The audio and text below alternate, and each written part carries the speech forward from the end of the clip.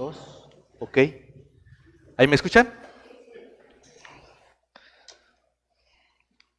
¿Cómo estamos, hermanos? ¿Me escuchan bien? ¿Me oyen? ¿Me sienten? No es cierto. Chiste local, ¿no? Perdón. Nada más para que tengamos esta dinámica de no se vayan a dormir en la... Perdón, hermanos. Si ven que estoy lagrimeando, no es que voy a empezar de emocional, no que no sé si es alergia o qué. Me entró una basurita en el ojo. Vamos a continuar con nuestra lectura de Primera de Pedro y casi estamos terminando, así que vamos a iniciar inmediatamente, entremos ahí, vamos a continuar desde el versículo 5 al 7 del capítulo 5. Nos quedamos ahí en el versículo 5 y lo vamos a ver hasta el versículo 7. Así que vamos a dar lectura al texto. Dice, igualmente jóvenes, estén sujetos a los ancianos y todos sumisos unos a otros. Revístanse de humildad porque Dios resiste a los soberbios y da gracia a los humildes. Humíllense pues bajo la poderosa mano de Dios para que Él los exalte cuando sea el tiempo, echando toda su ansiedad sobre Él porque Él tiene cuidado de ustedes. Padre bendito, gracias te damos por esta tarde, gracias por el lugar que nos das, gracias por la oportunidad que nos brindas, Señor, cada domingo de poder reunirnos y estar congregados, poder escuchar tu palabra, poder elevar nuestras voces en una canción de adoración y poder expresar lo que hay en nuestros corazones, Señor, derramar este espíritu que tú has puesto en nosotros delante de ti, Señor, derramar delante de ti nuestras quejas, nuestras necesidades y que podamos salir de aquí, Señor, reconociendo que tú tienes cuidado de nosotros. Te ruego que tú seas con nuestra mente, con nuestro corazón y que tu espíritu nos ayude a entender tu palabra y que yo sea capaz de expresar claramente lo que tú quieres decir a tu pueblo. Bendice esta tarde, Señor, bendice a cada uno de mis hermanos, en cada una de sus necesidades, Señor, tú tienes cuidado de ellos y yo sé, Padre bendito, que en tu palabra hay consuelo y ánimo para todos. Gracias te doy en el nombre de Jesús. Amén. Bueno, ustedes recuerdan, hermanos, la ocasión pasada habíamos acerca del ministerio pastoral. Y eso fue lo que quedamos allí. La mente está en esa idea, ¿sí? Y les decía que esa era la primera cara de la moneda. La otra cara de la moneda es lo que precisamente Pedro empieza a decir desde el versículo 5, ¿sí? Dice allí, igualmente jóvenes estén sujetos a los ancianos. Entonces, aquí ahora, ¿cuál es la audiencia? Esa audiencia son los jóvenes. Y uno puede decir, bueno, pues aquí yo como adulto ya la libré, ¿no? Miren, era común que en aquellos tiempos, efectivamente, los más ancianos fueran los líderes de la iglesia. Esa edad de ellos estaba comúnmente relacionada con la experiencia y la madurez espiritual. Por esa razón se les llama ancianos. Y es una idea que arrastran de la comunidad judía, ya que todos los que estaban adelante, los líderes espirituales, el liderazgo de las comunidades judías, sobre todo en las sinagogas, estaba representada por esos ancianos. Y esos ancianos comúnmente eran los líderes porque por su edad tenían experiencia y tenían esa madurez espiritual que le había dado los años. Cosa contraria que mientras en este caso a los jóvenes generalmente se les relaciona con la falta de experiencia, con una inmadurez, en este caso puede ser espiritual también, ¿no?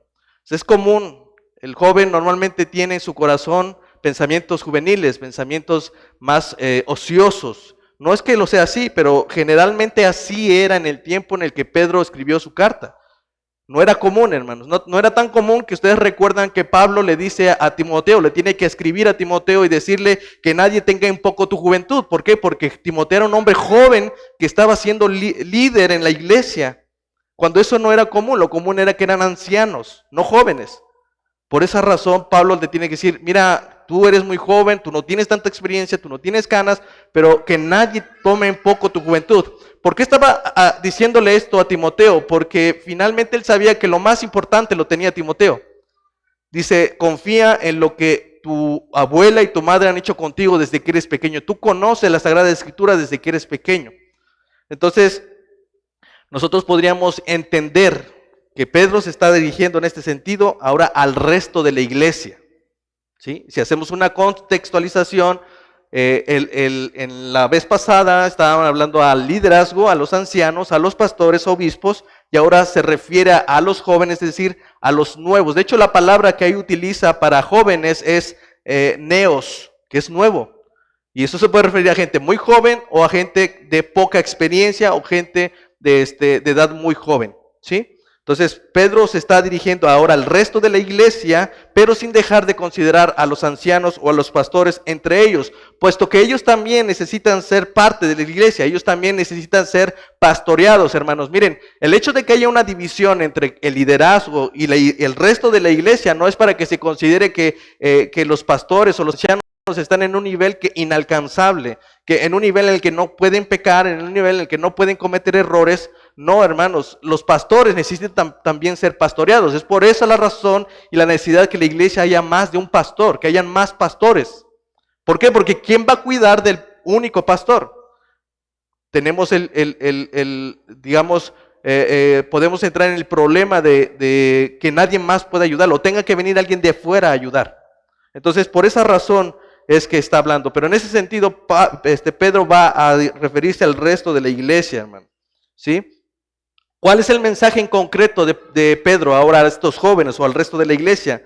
En contraste a los ancianos, la instrucción que Pedro es muy clara y muy concisa y muy fácil.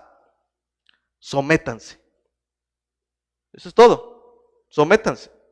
La palabra, miren, hermano, no es fácil de escuchar. No es una palabra que sobre todo en los oídos de los jóvenes sea fácil recibir.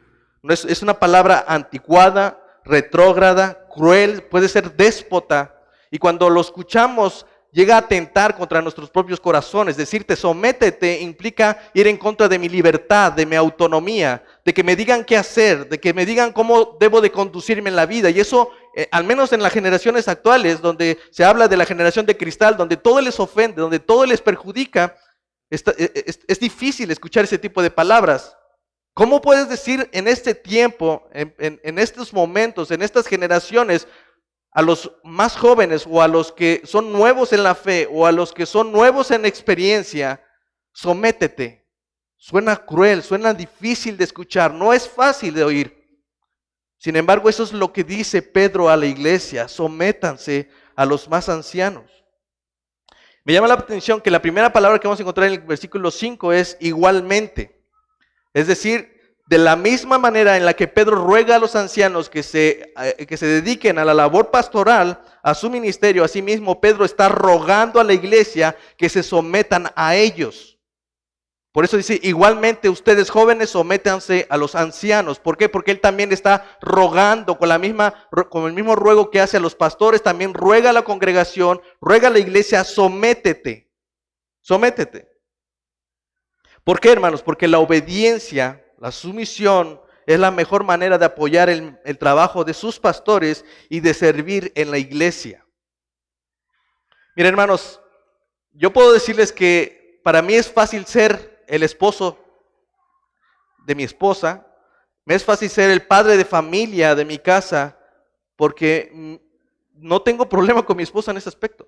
Y escuchen, a veces se piensa que el someterse significa no decir nada, o no dar una opinión, o no decir lo que se siente, o no decir lo que se desea. No, eso no es, hermanos. Pero la obediencia, cuando tú llevas a hacer algo y tienes esa carga de una responsabilidad, lo que más necesitas primeramente, sobre todo, es obediencia. Miren, generalmente cuando mis hijas vienen a mí y me dicen, yo quiero hacer tal cosa, o me gustaría esto, yo les digo, hijas, ahora no se puede, o esto no se va a hacer. ¿Y saben qué sucede? Yo siempre les digo, mira, antes tú puedes tener una mejor idea. Si yo les digo, hoy vamos a comer tal cosa, o hoy vamos a tener que ir a la iglesia a trabajar, o vamos a irnos desde temprano a la iglesia, o vamos a ir a tal lado, y a ellos no les gusta, ellos pueden decirme, papá, es que yo creo que sería mejor algo, o yo prefiero ver la tele, o yo quiero hacer aquello. Yo no les digo que no, hermano, simplemente les digo, lo primero que tienes que hacer es obedecer a lo que te digo. Sé obediente. Es probable que me equivoque en las acciones que cometa, es probable que no tenga la mejor idea, y es probable que la idea de mis hijos o de mi esposa sea mejor que la mía. Pero de verdad, la mejor ayuda de principio es obediencia. ¿Sí? Una vez yo le digo a mis hijas, primero obedece, y una vez que ya estás obedeciendo, me puedes decir, papá, viene por en el caso de Caro, a veces le decimos, vamos a ponerte esto, y ella se pone y empieza ya a molestarse por la ropa, y entonces yo le digo, tú tienes que obedecer, hija. Si tú tienes una mejor idea, la puedes decir posterior a que tú seas. Habrá momentos, papá, ¿me permites decirte algo? ¿O me permites comentarte esto? Y entonces yo lo escucho. Es que estaba pensando que tengo un poco de calor. ¿Cómo ves si me llevo esto? Ah, ok, está bien, hija. Sí, no es una cancelación a los comentarios, no es una cancelación a lo que tengan que decir, hermanos. Pero en principio, siempre es mejor obedecer. Siempre es mejor obedecer. Miren, no siempre hacemos las cosas bien. Pero cuando se obedece es más fácil darnos cuenta que cometimos el error. Porque es real, hermanos, cuando yo cometo un error en la forma de tratar a mi esposa, me es más fácil darme cuenta de mi error sin que ella me lo diga, simplemente cuando la veo en su actitud. Es obediente, es obediente. Y yo mismo voy sin que ella tenga que venir y me digo, ¿sabes qué? Me equivoqué, la regué, perdóname. ¿Sí? Porque es evidente que tenemos errores y nos vamos a equivocar. Pero la primera actitud de sumisión es la obediencia. De hecho, Pablo escribe en Hebreos capítulo 13, versículo 17, obedezcan a sus pastores y sujétense a ellos, porque ellos velan sus almas como quienes han de dar cuenta para que lo hagan con alegría y no quejándose, porque esto no es provechoso. ¿Sí? La razón por la que la iglesia debería de sujetarse, de ser obediente a sus pastores, es porque ellos ya llevan una carga muy pesada. ¿Cuál es esa carga? Velar por las almas de sus ovejas, como quienes van a dar cuenta. Y miren, piensen en esto, la idea que Pablo está teniendo aquí es la idea de un centinela. ¿Saben qué era un centinela?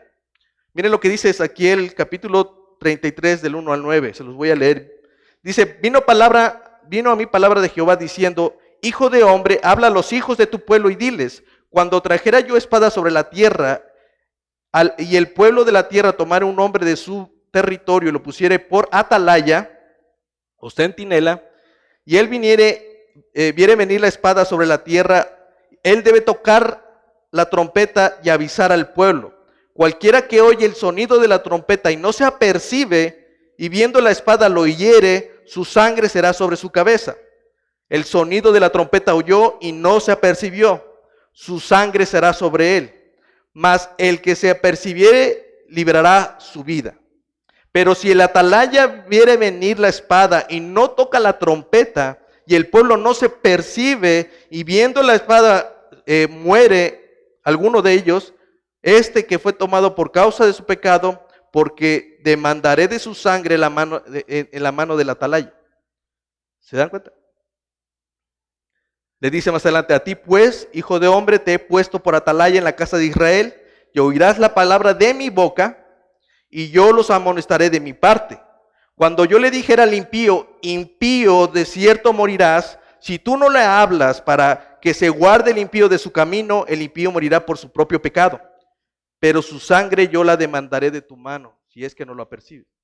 Y si tú avisares al impío que de su camino para que se aparte de él, y él no se aparte de su camino, entonces él morirá por su propio pecado. Tú librarás tu alma. Esa es la idea que tiene Pablo. Una persona que tiene la carga, él es como un velador.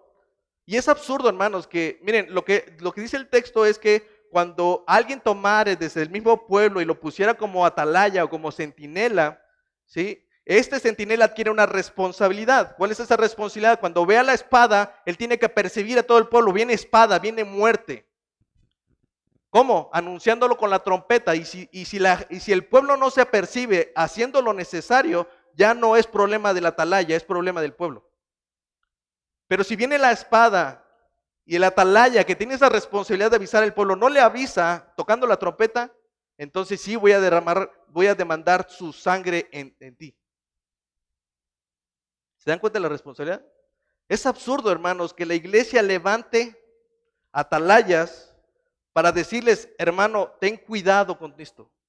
Miren, la responsabilidad que tenemos es de cuidar sus almas. Nosotros somos como atalayas guardando sus almas. ¿Sí? Es absurdo que ustedes quieran contratar a un velador, pero lo tengan durmiendo en casa. ¿No es absurdo? Es absurdo que haya pastores en la iglesia que puedan apercibirlos de su pecado, que puedan apercibirlos del camino que están conduciendo, de las decisiones que están tomando, de muchas de esas decisiones que al final vienen a traernos aquí como una queja, o a veces terminan siendo, ¿sabes qué? La regué. Pero es absurdo, hermanos, que teniendo pastores, teniendo gente que se ha levantado en medio del pueblo para apercibirlos de su pecado, no hagan uso de ellos. Ese es el asunto, hermanos. ¿Saben cuál es el aspecto? Aunque haya pastores y ustedes no los buscan, en ese sentido de buscar la consejería, de buscar, miren, hermano, nosotros no les vamos a decir qué hacer. No es que van a ver, oye, ¿cómo ves? Hoy, ¿qué me pongo de ropa? ¿Me puedo poner esto? No, hermano. Oye, es que quiero salir de viaje, ¿me das permiso? No, no estamos hablando de eso. Pero muchas veces han tomado decisiones que están poniendo en riesgo su vida. Oye, ¿acaso no puedo buscar ese trabajo que me puede ayudar a tener esa estabilidad económica? Sí, pero déjame decirte algo. ¿Ese trabajo dónde está? ¿Ese trabajo qué representa? ¿Te van a mandar a trabajar los domingos? ¿Vas a dejar de asistir a la iglesia? ¿Vas a dejar de orar por tus hijos? ¿Vas a dejar de trabajar por ellos y de reunirte con ellos en un devocional? ¿Vas a descuidar a tu familia por ello? Entonces yo te digo, ¿sabes qué? Te recomiendo que no. No te estoy diciendo que no lo hagas, pero yo te recomiendo que no. ¿Y qué es lo que hacemos? No, pues para eso tengo a mi esposa, o para eso tengo yo a mis compadres, yo a ellos les pregunto y yo hago lo que voy a hacer. Pero nosotros no estamos para eso, hermanos. Nosotros simplemente queremos apercibirlos del problema. Y cuando a eso vengan, hermanos, nosotros ya no somos responsables. El problema es que cuando si ustedes vienen hacia nosotros y nos dicen, mira, es que tengo esta vida, estoy pasando por esto, y nosotros no les decimos, es que esto, por ejemplo, si alguien viniera y dijera, es que sabes qué, pues una compañera del trabajo me está mirando, me está hablando, me está diciendo, ¿no? Y yo le digo, sabes qué, no te preocupes, pero no le digas a tu esposa, ¿eh? Yo voy a ser el culpable de su pecado. Entonces, hay una responsabilidad de nosotros, hermano. Así que no es, cuando se le llama a la iglesia a someterse a sus pastores, tiene que ver con esta obediencia. En principio, traten de ser obedientes, hermanos, porque hemos sido llamados a esto, a velar por sus almas, como quienes vamos a dar cuentas. A nosotros se nos va a pedir cuenta de eso, ¿sí? ¿Cuál es la razón por la iglesia debe sujetarse a sus pastores? Porque llevamos esa carga, alguien que va a dar cuenta de lo que estamos haciendo. No es un llamado a parecer que somos obedientes, como Saúl, que quiso mostrarse obediente, pero realmente no lo hizo. En Primera de Samuel encontramos una historia muy importante. A Saúl, el primer rey de Israel, se le manda a matar a los amalecitas sin dejar rastro de ninguno de ellos. A ninguno de ellos. Dice, matas aún a los bebés de pecho, pero no puede quedar nada. Y al rey también lo tiene que quitar. ¿Y qué es lo que hace? Viene Samuel, Dios le dice, Samuel, estoy harto de este rey y lo voy a destituir, lo voy a quitar. Y dice Samuel 15:13, dice, vino pues Samuel a Saúl y Saúl le dijo, bendito seas tú de Jehová, yo he cumplido la palabra de Jehová. Samuel entonces dijo, pues qué balido de ovejas y bramido de vacas es este que yo oigo con mis oídos. Saúl le respondió, de Amelec los he traído, porque el pueblo perdonó lo mejor de las ovejas y de las vacas para sacrificarlas a Jehová tu Dios, pero de lo demás lo destruimos. Es decir, Saúl pensó que había obedecido. Saúl pensó que había hecho lo correcto y todavía se justifica. Y él dice, mira, si guardamos esto fue de lo mejor, ¿eh? ¿Y para qué? Para sacrificarlo a Jehová. El corazón, miren, una de las cosas, hermanos, que dice la palabra es que engañoso es el corazón más que todas las cosas. Y perverso. Debes de tener cuidado con tu corazón. Debes de tener mucho cuidado porque él es engañoso. Él te hace creer lo que no eres. Él te hace creer que eres el mejor administrador. Él te hace creer que eres el mejor pastor. Él te hace creer que eres el mejor papá del mundo. Él te hace creer que eres la mejor mamá del mundo, que eres la mejor trabajadora, etcétera, etcétera. Él es engañoso tu corazón. Y cuando tú cometes tus errores, cuando tú en lugar de obedecer a Dios, haces lo que a ti bien te conviene, terminas justificando la razón por la cual hiciste esto o aquello. Justificas. Por ejemplo, hermanos, muchos entendemos el mandamiento de congregarnos, ¿no? No dejar de congregarnos. Y muchos pensamos que hemos cumplido con ese mandamiento viniendo los domingos, pero el texto no solamente dice no dejen de congregarse. Si ustedes miran Hebreos 10, versículo 24 al 25, dice, y considerémonos unos a otros para estimularnos al amor y a las buenas obras, no dejando de congregarnos como algunos tienen por costumbre, sino exhortándonos, y tanto más cuando ven que aquel día se acerca. No es posible, hermanos, hacer un trabajo de exhortación y de estimularnos unos a otros en amor y las buenas obras por 2 horas a la semana. 2 horas en las que tú me tienes que escuchar a mí, pero yo no he podido escucharte a ti. ¿Cómo voy a exhortarte a hacer buenas obras si yo el resto de la semana no sé qué haces? ¿Y qué otra cosa estás haciendo con tu familia? Yo no lo sé, yo lo desconozco. Entonces, a veces pensamos que estamos obedeciendo a Dios, pero en realidad estamos obedeciendo a nuestro propio corazón engañoso y justificamos la razón del por qué no venimos. Miren, la congregación tiene que ver con esta parte de estimularnos y exhortarnos.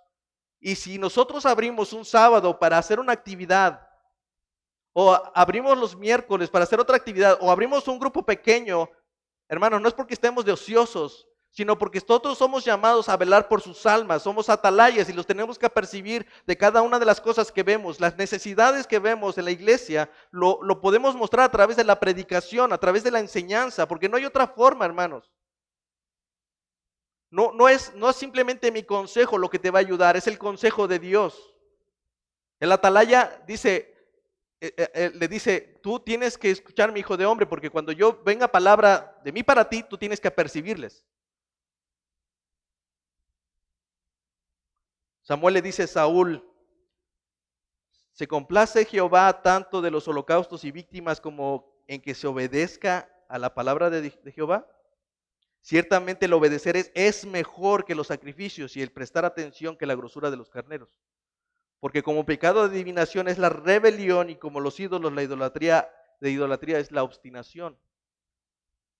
Hermanos, ¿cuáles son los beneficios de la obediencia, de esa sujeción, hermanos? ¿Cuáles digamos, esos beneficios? Que el pastor se lleve a cabo su labor sin queja y con alegría. ¿Sí?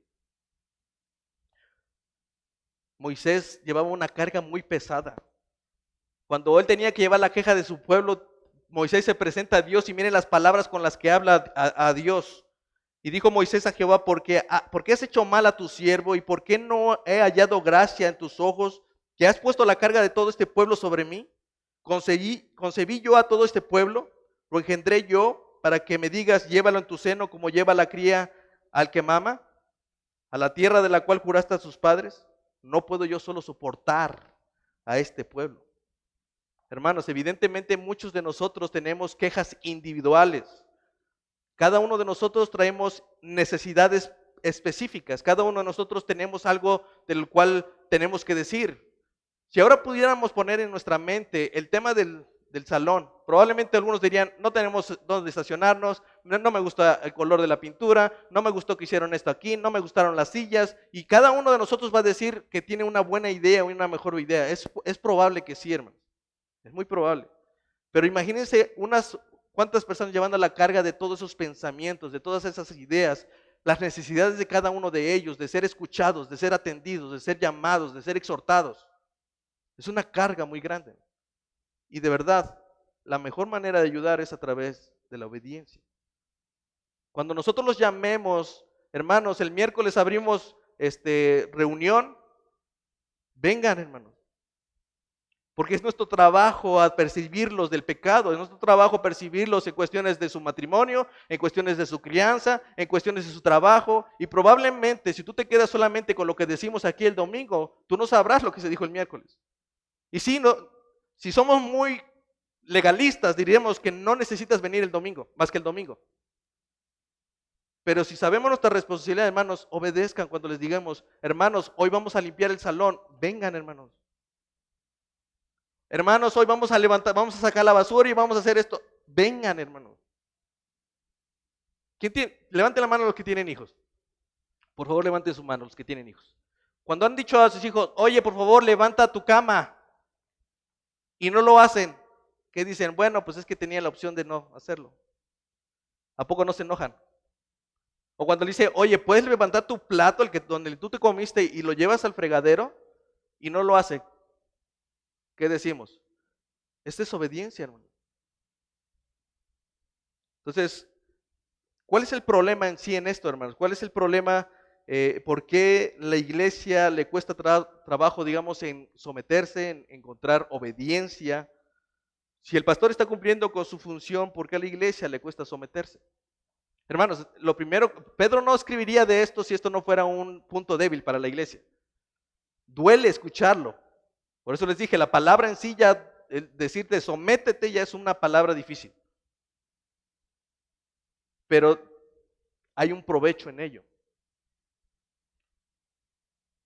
Probablemente dice, bueno, si alguien de aquí, alguno de los pastores no está cumpliendo con su trabajo o su labor de ejercer su pastorado, de cuidarte y de alimentarte con la palabra de Dios, como lo vimos en la mañana, no es de llevarte a Burger King o a McDonald's, es de darte un alimento que te va a servir. Entonces, y debemos, hermanos, tratar de identificar cuál es la diferencia entre pecado y error. Porque sí, muchas veces vamos a venir, es que no, a mí me cuesta trabajo someterme a mi marido, digo, a mi esposo, perdón, al pastor, es que soy eso. Me cuesta mucho trabajo porque la verdad es incongruente, no hace lo que dice, ¿sí? Pero debemos diferenciar, hermanos, entre un pecado y un error. Nosotros vamos a tender a cometer errores, no vamos a hacer las cosas perfectas. Cuando sea cuestión de un pecado, entonces sí, acércate y ve la manera de decirle, ¿sabes qué? Creo que tu pecado no puede quedar así. Y lo que dice Mateo 18. Pero Pedro, en lugar de tomar como referencia los errores, miren lo que dice. ¿Cuál sería el problema del por qué es difícil someterse a los pastores? Pedro básicamente dice por falta de humildad. Por eso es que les dice, revístanse de humildad. Y dice, y todos sumisos unos a otros, revístanse de humildad. Es muy probable que Pedro tuviera aquí en mente el recuerdo de Jesús cuando Jesús tomó una toalla y se la ciñó y empezó a lavar los pies de sus discípulos. Esa es la idea que Pedro estaba quizás teniendo en mente, ¿no? Lo que Jesús hizo no era otra cosa más que cuando agarró la toalla para lavar los pies a sus discípulos, no fue otra cosa que ponerse un delantal. A eso se refiere, a un utensilio, a una ropa que se tiene que amarrar con un nudo. A eso se refiere con revestirse. En otras palabras, es ponerse el delantal. Así que cuando Pedro les dice, revístanse de humildad, nos está llamando a ponernos el delantal de la humildad. Porque el delantal representa precisamente a un siervo. Cuando ustedes van a un restaurante, ustedes saben quién los va a atender, ¿sí o no? ¿Por qué? Porque generalmente tiene un delantal. El mensaje es muy claro, hermanos. Así que nosotros tenemos que tener esa actitud, hermanos, de tener esa disposición de servir a los demás. Nosotros no vamos a mandar a hacer delantales para cada uno de ustedes. No, hermanos, es la humildad la que se debe de notar como ese delantal. La iglesia está llamada a usar delantal. Y ese delantal se llama humildad. Por eso es que yo quería llamar este sermón una iglesia con delantal. Porque la iglesia no es un lugar para servirse de ella, sino un lugar donde nosotros podemos servirnos unos a otros. Esa es la idea, hermano. Por eso es que en este momento Pedro llama a la iglesia en total, a pastores y a la congregación en general. Porque cada uno de ellos debería de tener esto en mente, ponerse el delantal. Y hay 3 razones por las que Pedro dice que deberíamos de ponernos ese delantal o de servir con humildad. Primero, porque Dios da gracia a los humildes. Segundo, porque Dios exalta a los humildes. Y tercero, porque Dios tiene cuidado de los humildes.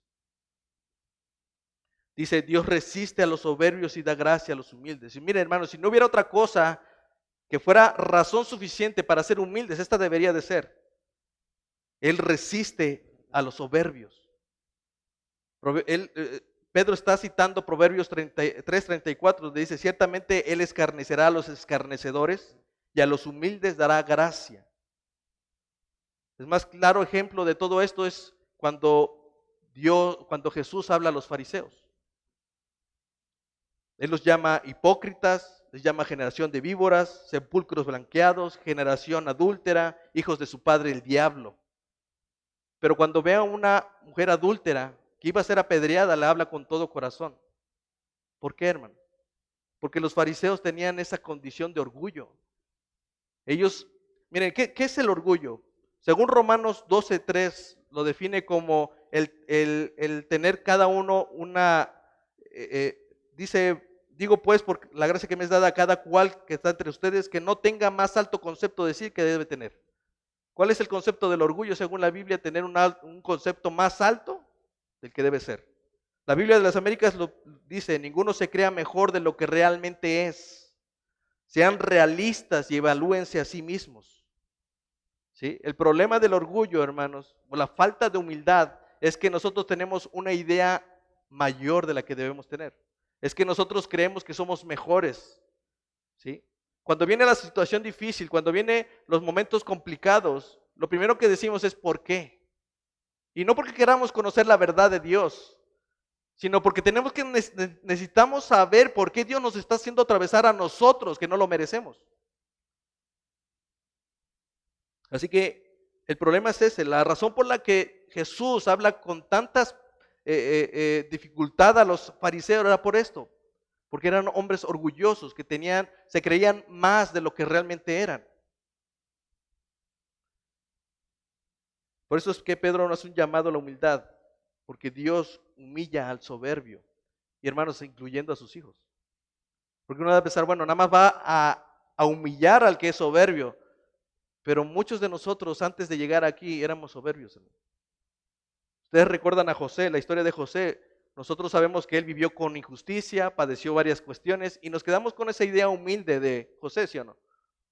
Pero antes de ser humilde, José era soberbio. ¿Ustedes recuerdan su túnica de colores? Esa túnica de colores realmente representaba el orgullo de José. José había sido puesto por encima de sus hermanos y era difícil que la gente lo viera con gracia. Sus hermanos no podían verlo con gracias. No había ojos de gracia para él. ¿Por qué? Porque él se sentía orgulloso de ser el hijo más amado de su padre, el que lo había puesto por encima de ellos, y traía su túnica de colores como una representación de su orgullo, de su soberbia, de su posición. José nunca tuvo gracia delante de sus hermanos hasta que aprendió a ser humilde, hermano. Pero todo empezó cuando Dios lo despojó de esa túnica de colores. Por eso dice Pedro, humíllense pues bajo la poderosa mano de Dios, porque para que los exalte cuando fuere el tiempo. Pedro hace una referencia a la mano poderosa de Dios que sacó al pueblo de Egipto. Esa es la idea, lo que Pedro está diciendo, miren y piensen en aquel pueblo que fue liberado de Egipto y fue llevado al desierto a alabar a Dios. Piensen en ese pueblo, esa mano poderosa que estuvo en todo momento, en cada una de las plagas, en cada una de las circunstancias y situaciones que pasaron, que tuvieron que vivir ese pueblo. Miren cómo la mano poderosa de Dios los sacó de Egipto y los puso en el Canaán. Pedro lo que quiere es hacer un llamado a que reconozcamos la soberana voluntad de Dios en las vidas de cada uno de nosotros. ¿Para qué, hermanos? Para que nos exalte cuando sea tiempo. Y miren, muchos de nosotros tenemos la idea que de esa exaltación tiene que ver con éxito. Es decir, el Señor, ahora no tengo dinero, pero un día Dios me va a dar mucho dinero. O es que ahora tengo enfermedad, pero un día Dios me va a dar tanta salud que voy a estar feliz y voy a poder viajar, y etcétera, etcétera. Y Dios puede darte muchas cosas de este mundo, hermanos. Pero el éxito no tiene que ver con la posición, la autoridad o el poder de la riqueza. Tiene que ver con la oportunidad de servir. José fue exitoso no porque fue el segundo del rey, ustedes saben la historia. José terminó siendo el segundo después de Faraón. Y muchos podemos decir, miren, ahí está un caso de éxito. José pasó de ser una persona humillada a ser una persona exaltada. Pero si nosotros vemos que su posición de ser segundo, tener el poder, tener la posición, eso es lo que representa el éxito, no es así, hermano. El éxito de José se basó en poder servir a su pueblo.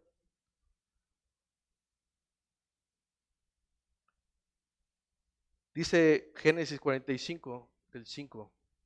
Ahora pues no se entristezcan ni se les pese haberme vendido acá, porque para preservación de vida me envió Dios delante de ustedes. Y Dios me envió delante de ustedes para preservar posteridad sobre la tierra y para darles vida por medio de gran liberación.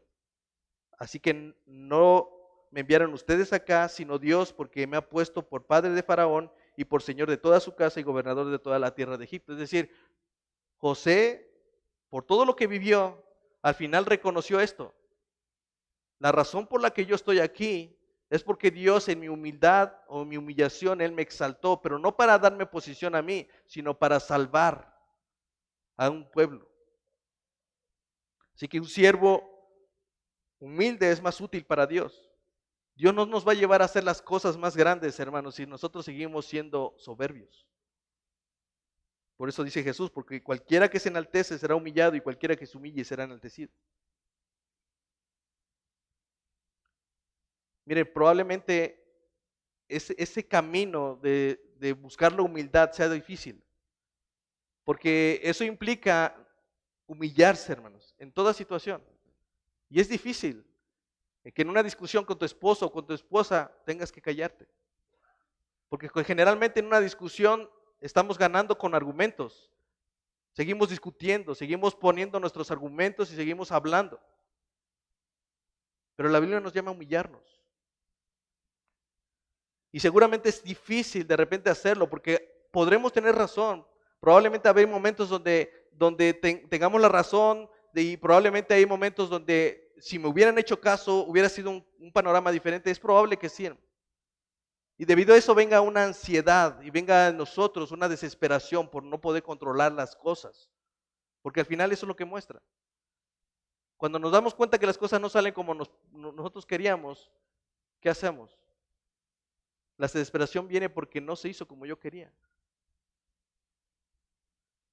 Por eso Pedro dice, echando toda su ansiedad sobre él que tiene cuidado de ustedes. Dios tiene cuidado de quien es humilde. Al final, probablemente tenías razón, probablemente sí hiciste bien las cosas, probablemente no lo sé. Pero una realidad es esta, Dios tiene cuidado de quien es humilde. ¿Quieres ver si tenías razón y quieres ser soberbio? Dios te va a humillar. Humíllate tú mismo o vas a ser humillado. Y cuando seas humillado solamente hay dos caminos, o la condenación o la salvación. Dios puede humillar, ahí está el ejemplo de Faraón. Dios humilló a Faraón hasta el grado de acabar con él. Pero muchos de nosotros hemos sido humillados para encontrarnos con él. Mira, una de las cosas que José nos muestra es que al final, en toda la aflicción y en toda situación, Dios nunca dejó de estar con él. Mire, por ejemplo, Génesis capítulo 39, versículo 2, dice, mas Jehová estaba con José, y fue varón próspero y estaba en la casa de su amo el egipcio. Cuando fue hecho esclavo de Potifar, dice la escritura que aún en esa aflicción, Dios estuvo con él. Génesis 39, 3, y vio su amo que Jehová estaba con él, y que todo lo que él hacía, Jehová lo hacía prosperar en su mano. Versículo 21, pero Jehová estaba con José, y le extendió su misericordia y le dio gracia en los ojos del jefe de la cárcel. Cuando estaba en la cárcel, ¿se dan cuenta cómo es que aún en la cárcel halló gracia delante de los ojos del carcelero? Porque Jehová estaba con él. Dios nunca dejó de estar con él. Y eso es lo que está diciendo. Dios no deja de estar con los humildes. Dios resiste al soberbio, pero da gracia a los humildes. José terminó siendo una persona que aprendió a ser humilde. No, nunca fue humilde de principio, aprendió a ser humilde. Así que cuando venga la ansiedad, hermano, nosotros debemos considerar, primero que la ansiedad no tiene ninguna utilidad, no nos sirve de nada. Es como la vesícula, ¿no? Todavía no se sabe para qué sirve la vesícula, ¿va? ¿O qué era? El apéndice, ¿no? El apéndice no se sabe para qué. Solamente que cuando duele me avisa que ahí está. Entonces, no tiene ninguna utilidad la ansiedad, hermanos. ¿Sí? Cuando la angustia o la ansiedad nos ha resuelto un problema. Cuando la angustia nos ha traído el pan que necesitábamos para ese día. ¿Cuándo la angustia resolvió las situaciones o las dificultades? ¿Cuándo fue que la angustia nos dio ese dinero que faltaba en el banco? Nunca sucedió. La ansiedad no sirve de nada, hermano. Entonces, el problema es que la ansiedad solamente no nos deja ver la mano de Dios. Alguien dijo, la ansiedad es pecado porque niega la sabiduría de Dios, porque dice que Él no sabe lo que está haciendo. Niega el amor de Dios porque dice que Él no tiene cuidado de nosotros. Y niega el poder de Dios porque dice que Él no es capaz de librarme de todo lo que me está causando la ansiedad. Dice Salmos 55:22, echa sobre Jehová tu carga y Él te sustentará. No dejará para siempre caído al justo. Mira, lo más importante de la humildad, hermanos, es que la humildad es el camino a Cristo. ¿Cuántos soberbios han llegado por la soberbia a Cristo? Ninguno, hermano. Es la humildad el camino a Cristo. Y evidentemente, cuando Cristo nos llama, antes nos humilló, hermano. Miren lo que dice Mateo 11:28. Vengan a mí todos los que están cargados y trabajados, y yo los haré descansar. Lleven mi yugo sobre ustedes y aprendan de mí, que soy manso y humilde de corazón, y hallarán descanso para sus almas, porque mi yugo es fácil y ligera mi carga. Hermanos, la humildad no va a venir de una vida independiente de Jesús, de una vida independiente de Dios. Tú no vas a llegar a Cristo y no vas a llegar a ser exaltado si primero no te humillas. La humillación es parte de ese llamado, hermano. Cuando Pablo fue llamado por Cristo, antes fue humillado por Él. Cada uno de nosotros probablemente lo ha olvidado ahora, pero en su momento Cristo nos humilló. Y me llama mucho la atención que la humildad viene a ser algo que Cristo nos va a enseñar a hacer. ¿Quieres ser humilde, hermano? Debes estar más cerca que Cristo. No puedes ser más humilde poniéndote ropa humilde, no es haciendo actividades humildes, no es aparentando humildad, hermano. Dice Jesús, aprendan de mí que soy manso y humilde de corazón. No es posible aprender de Jesús esa humildad si nosotros no estamos con Jesús, si nosotros no buscamos a Jesús, si nosotros no buscamos y oramos a Jesús, si no aprendemos más de Jesús. ¿De quién estamos aprendiendo? De mi compadre, de la comadre, de mis amigos, gente soberbia, hermano. Soberbios porque no han querido buscar a Dios, nunca buscan consejo de parte de la gente que Dios ha puesto para poder percibirlos de sus almas. Esa gente es la que buscan, hermano. ¿Y qué van a aprender de ellos? Yo no estoy diciendo, hermanos, que no es bueno, que es malo tener amigos que no sean creyentes. El problema es que tú no seas creyente cuando estés frente de ellos. Pero Pedro está haciendo un llamado a la humildad, hermano. Porque sin humildad nosotros no podemos ser servidores de Cristo. Hermano, yo no sé por qué estás aquí, yo no sé cuál es tu intención al mantenerte aquí por tanto tiempo. No sé cuál es la razón por la que cada domingo estés aquí. Pero hay un llamado de parte del Señor. Y es que te humilles delante de Él. No delante de nosotros, hermano, sino delante de Él. Si necesitas humildad, dice Cristo, ven a mí. Si estás trabajado y cargado, ven a mí. Yo les haré descansar. Miren, lo más importante de esto es que cuando uno dice, bueno, si me vas a hacer descansar, ¿por qué me dices que me voy a poner un yugo contigo? Miren, la carga más pesada la lleva Cristo. La carga de tu pecado la lleva Cristo. Las consecuencias las podrás llevar tú, pero esa carga es más ligera. Llevar la carga de tu pecado, ya se hizo cargo Cristo. Amén. Dice Salmo 51:17, los sacrificios de Dios son el espíritu quebrantado, al corazón contrito y humillado no despreciarás tú, oh Dios. Señor, te damos gracias por esta hora, Señor, y por tu palabra. Te ruego, Padre bendito, que tú nos ayudes a humillarnos delante de ti, reconociendo que tú eres nuestro Señor y que con mano poderosa nos puedes rescatar, Señor, del pecado y nos puedes rescatar, Señor, de esa vida, Padre, que a ti no te agrada. Te rogamos, Señor, que hagas lo mismo que hiciste con nosotros, con aquellas personas que amamos, con aquellas personas cercanas a nosotros, Señor, para que, si es necesario, sean humillados por ti, Señor. Para que un día, en su momento, tú los exaltes, Padre, como lo harás con nosotros. Bendice este tiempo, Señor, bendice a tu iglesia y ayúdanos, Señor, a comportarnos y a ponernos un delantal, el delantal de la humildad para nuestros hermanos, Señor. Bendice a tu iglesia y todo lo que se haga en ella, sea en el nombre de Jesús. Amén. Gracias, hermanos, por su atención y nos vemos la próxima semana.